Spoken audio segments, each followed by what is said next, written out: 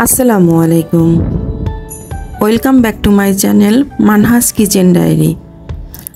আজ অনেক দিন পর আবারও ফিরে এসেছি নতুন একটি রেসিপি নিয়ে। আজকের রেসিপিতে থাকছে লইট্টা মাছের শুটকি ভর্তা। গরম ভাতের সাথে ঝাল ঝাল শুটকি ভর্তা খেতে খুবই ভালো লাগে।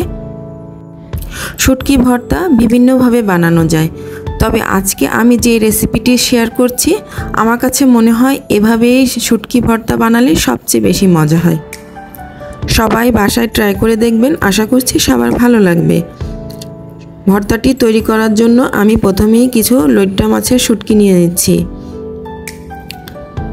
এই লইট্টা মাছগুলো যদি ভেজা থাকে তাহলে ভর্তাটি কিন্তু ভালো লাগবে না খেতে, এজন্য ভালো শুকনা লইট্টা মাছ নিতে হবে। মাছগুলো আমি কেটে সুন্দর করে ছোট ছোট করে পিস করে নিয়েছি।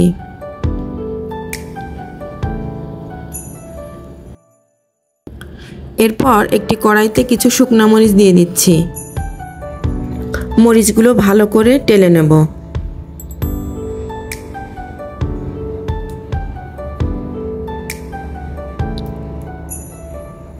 মরিচগুলো যখন এরকম পর্যায়ে আসবে তখন তুলে নিব। এরপর দিয়ে দিচ্ছি কেটে রাখা মাছগুলো। মাছগুলো দিয়ে ভালো করে ভাজতে হবে। মাছগুলো যত ভালো ভাজা হবে শুটকি ভর্তাটা খেতে ততই মজা হবে। মাছের এই অবস্থা না আসা পর্যন্ত ভালো করে ভাজতে হবে। শুটকি মাছগুলো ভালো করে ভাজা হয়ে গেছে। এবার এর মধ্যে আমি পানি দিয়ে দিচ্ছি। কড়াইটা যেহেতু অনেক গরম, পানি দেওয়ার সাথে সাথেই পানিটা গরম হয়ে যাবে। এই গরম পানি দিয়েই শুটকিগুলো ভালো করে পরিষ্কার করে নিতে হবে। লইট্টা মাছের শুটকিতে প্রচুর বালি থাকে, এজন্য বারবার পানি পাল্টিয়ে পরিষ্কার করে ধুয়ে নিতে হবে। এবার ভর্তাটি রেডি করার জন্য সবগুলো জিনিস একসাথে নিয়ে নিয়েছি সেই ভাজা মরিচগুলো, আর ধুয়ে সুন্দর করে পরিষ্কার করে নিয়েছি মাছগুলো, এবং সাথে নিচ্ছি পেঁয়াজ কুচি। এবার পাটায় সুন্দর করে সবগুলো জিনিস বেটে নেব। প্রথমে বাটতে হবে ভাজা মরিচগুলো খুব মিহি করে বাটতে হবে।